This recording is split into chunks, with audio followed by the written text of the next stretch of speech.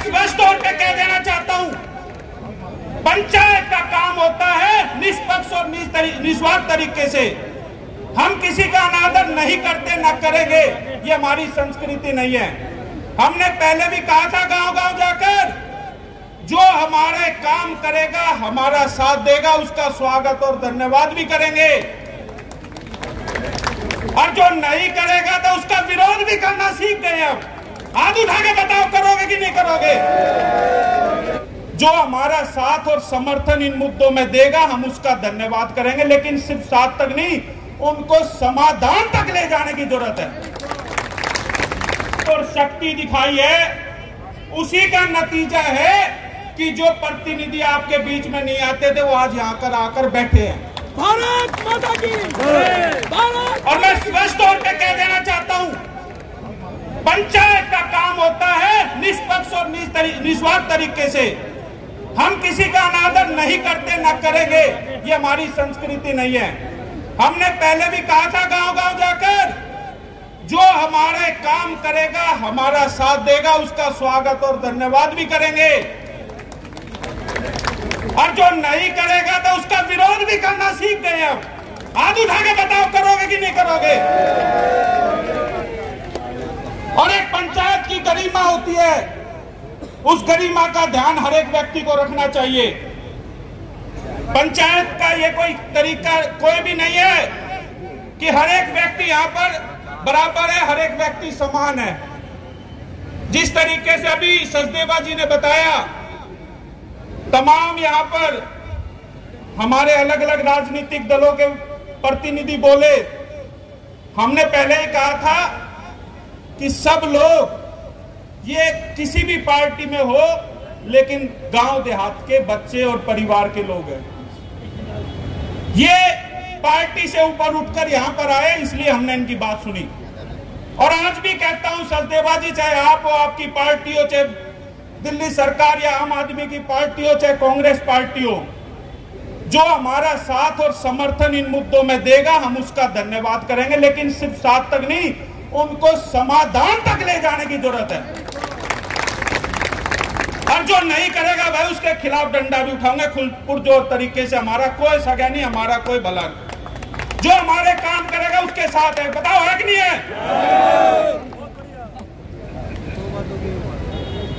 ये आपका, मैं इसलिए आपका धन्यवाद करना चाहता हूं कि आपने आकर हमारी बात सुनी, लेकिन इससे आगे की बात आपकी जिम्मेवारी और बढ़ जाती है कि हम लोग वर्षों तक इन्हीं आश्वासन में पिटते और लुटते आए हैं।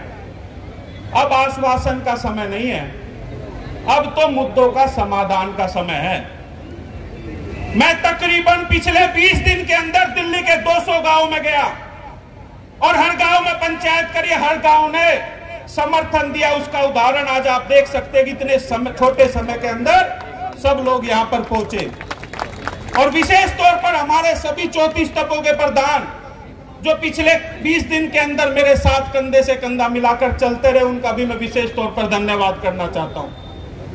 अब बात आई कि आज का फैसला सुनाने की, तो फैसला तो हमने कर लिया है। सब लोगों ने यहां बैठकर फैसला कर लिया, सबके विचार सुने। फैसला सीधा सीधा है कि गांव के अंदर हम हाउस टैक्स नहीं देंगे। कान खोल के सुन ले सरकारें। और एक बात और बता देता हूं मीडिया के साथियों से, अगर किसी सरकार ने निगम अधिकारियों को भेजने की कोशिश करी तो उनको बंधक बना लिया जाएगा, उसके बाद सरकार जिम्मेदार होगी।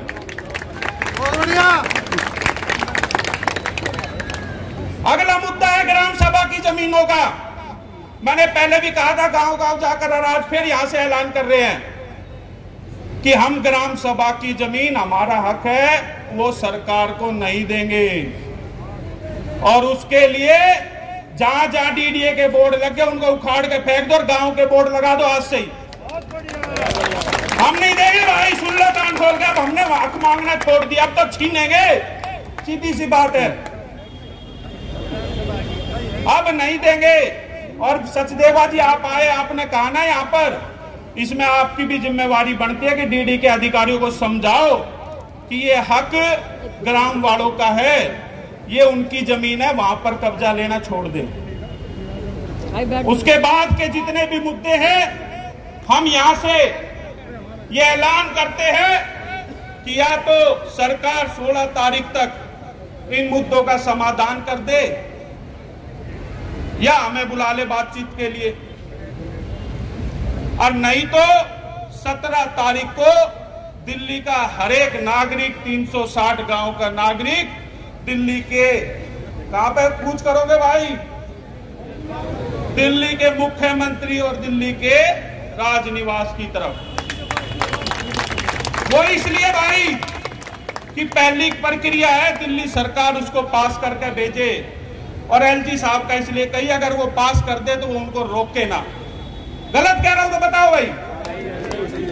तो ये यहां पे फैसले हुए हैं, और एक जो केंद्र सरकार का मुद्दा है उसमें सजदेबाजी, हमें आपकी मदद की जरूरत होगी, क्योंकि आपने पंचायत के बीच में आश्वासन दिया है कि जो लैंड पूलिंग वाला मामला है वो वर्षों से अटका हुआ है। अब हमें तो बांध के घेर दिया, ना हम उसको बेच सकते ना उस पर कुछ कर सकते, तो उसमें भी आप देहात के प्रतिनिधित्व के तौर पे एक डेलीगेशन आपके साथ जाएगा, और हरदीप पुरी जी को, क्योंकि मैं गलत भाषा का प्रयोग कभी नहीं करता, लेकिन मेरे जो गांव देहात के लोग हैं उनकी पीड़ा सुनता हूं तो मुझे दुख होता है। जिस तरीके से उन्होंने व्यवहार किया वैसा नहीं करे आगे, और आप उसका हमें हम लेके चलो, हम आपके साथ चलेंगे, और हमारे इन मुद्दों को भी समाधान करो जो केंद्र सरकार से रिलेटेड है। अब एक बार भाई, मैंने पहले भी कहा था, और मुझे इतना आप लोगों के ऊपर गर्व महसूस होता कि आप लोगों ने मेरी बात को रखा कि कोई भी एक आदमी जो सुबह से आया वो गया नहीं है, सब इस फैसले में शामिल है। और ये एक ऐतिहासिक पंचायत है जो दिल्ली में आज तक कभी नहीं की। जो व्यक्ति सुबह आया और वो शाम दोपहर तक यहीं बैठा रहा, दूर तक जहां तक मेरी नजर जा रही है सब यहीं बैठे हैं। हाथ उठा के प्रस्ताव को पास करोगे, सबका समर्थन है इस पे। अब मैं एक मिनट के लिए जो हमारे दोनों सांसद आए हैं, हम उनका भी, क्योंकि हमारी संस्कृति, हम किसी का अनादर नहीं करते, वो भी एक मिनट के लिए अपनी बात रखे, और उसके बाद पंचायत का समापन किया जाएगा। और मैं विशेष तौर पर जो मेरे साथी आए हैं उनका मैं जिस तरीके से सुचारू रूप से आप लोगों ने इस पंचायत को चलाया, कि जो साथी नहीं भी बोल पाया वो भी बुरा नहीं माना, क्योंकि ये सामूहिक लड़ाई है और सबको मिलकर चलने की लड़ाई है। या इस तरह का आप लोगों को बना के रखना पड़ेगा ताकि इस लड़ाई को हम जीत सके। मुझे इतना तो विश्वास हो गया है कि ये लड़ाई तो हम, सुबह तो मैंने कही थी आधी 50%, अब मान के चलो हम 70% जीत गए, 30% की लड़ाई रह गई है।